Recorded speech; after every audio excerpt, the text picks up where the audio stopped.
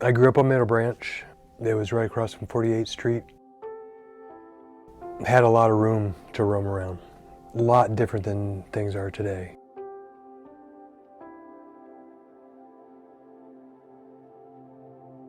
I had friends across the street, across Middle Branch, that would come over and, play with me sometimes, but most of the time I was a loner. Once I did start venturing off, things changed a little bit, You get away from home and away from your comfort zone, and it's like, wow, it's different over here. I got picked on a lot.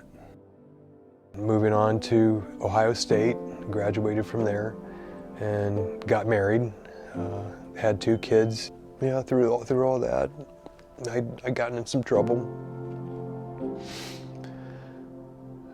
My dad passed. About a year and a half later, I lost my mom. Things get out of control. You don't make educated decisions. It's just, you start reacting instead of thinking. I wasn't a bad person, I was just out of control. The person I was with at the time, I was not using my head, and just the vibe around there was not good. And it was, I knew I had to get out. I knew I had to leave. Didn't have a place to stay. So I grabbed up my things and I got on the bus and I came back to Canton. I was gonna stick it out and do it on my own. Come to find out, I wasn't on my own. He was always there. That's what led me here. I guess what it comes down to, is like being willing to accept the help. I started concentrating on my health. They provide a doctor here, that comes in, and I wouldn't have got that out of the streets, dude. I'm sorry. It gave me the opportunity to get things straight. It's exactly what I needed.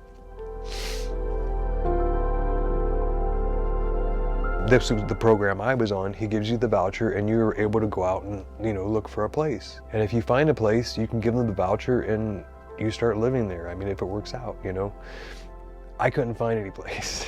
I was having a really hard time. I just left it up to Scott. I was like, listen, man, I'm trying the best I can. I'm not finding anything. And it wasn't probably 2 weeks later, he was like, listen, I got something for you. Let's go take a look at it. Got the ball rolling. And it wasn't a week until I was, in there.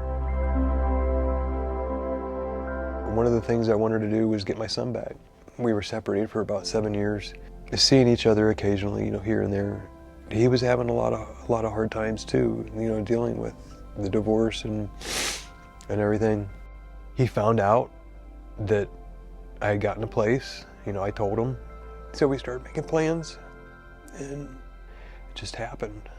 The cool thing about it is he's a lot like me, so we can relate a lot to each other. He understands. He understands where I was at.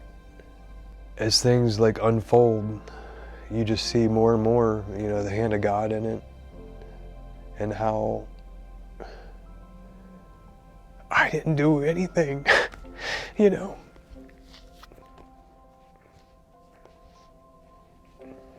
Certainly didn't deserve it. But that's where we're all at, so.